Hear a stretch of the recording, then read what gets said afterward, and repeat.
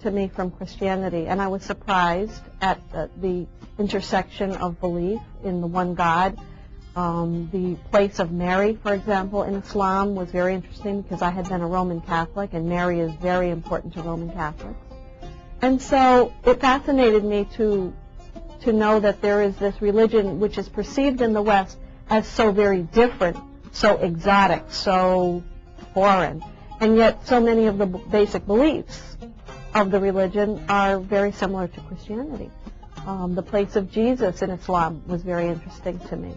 So that got me interested in reading more, and that began a year of academic study on my own, which culminated in a real spiritual awakening and a real conversion experience where I decided this path is a good path to follow. And so I decided to convert to Islam as a result of that. I've learned about Islam in different ways from different people, but when I first understood that I really loved Islam was when I went to Morocco on an interfaith study seminar about 5 years ago. And that was the first time I'd ever been in an Islamic country. It was the first time I'd seen how Islam is lived. And I saw how it affected the people. I think the idea of having to break for prayers 5 times a day gives you a gentleness and a centeredness and makes you more open to the idea of the holy. You're more in touch with it. But it felt to me as if the devotional life of Islam had people in direct connection with God, and it wasn't so important to be important as an individual. I liked that. I liked it a lot. I get disturbed when I see people make judgments, human judgments, about who is or isn't good in the eyes of God.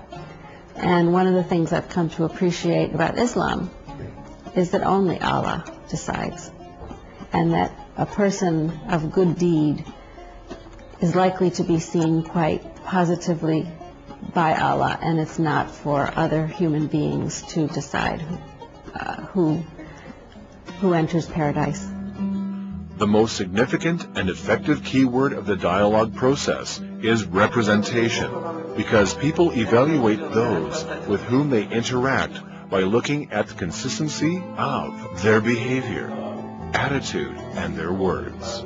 Once it is understood that what is being said and done are the same, and that this has become a way of life, a glance, a posture, even silence can carry deep meanings.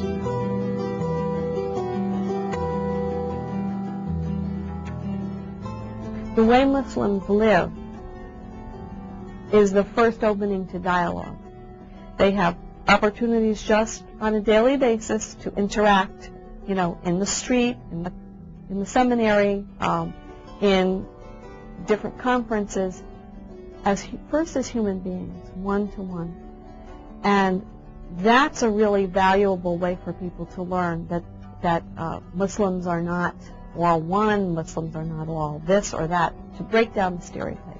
Second, they have the opportunity to teach. They get invited to speak at churches. They get invited to speak to groups, perhaps to another class at the seminary or at another school. People hear about them and say, let's bring that person here. And this is, to me, this is the only way that we will be able to prevent this clash of civilizations that is going on. But so important for Muslims to be involved in whatever context they are and to go out. From a long-range standpoint, I would recommend that members of the Muslim community actually continue just being who they are and how they have maintained themselves as good neighbors and friends and thinkers and doers. And I don't think it requires any type of different attitude, because I don't think the Muslim community has done anything wrong or has anything to regret.